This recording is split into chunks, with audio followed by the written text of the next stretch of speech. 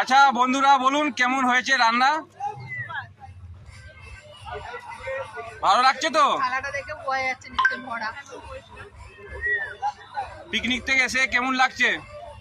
দারুণ দারুণ, বিশাল আনন্দ হয়েছে। আপনারা সবাই দেখতে পাচ্ছেন, ইনি হচ্ছেন আমাদের বড় মিঠুন দা। ছোট মিঠুন দা এখন ব্যস্ত আছে নায়িকাদের সাথে।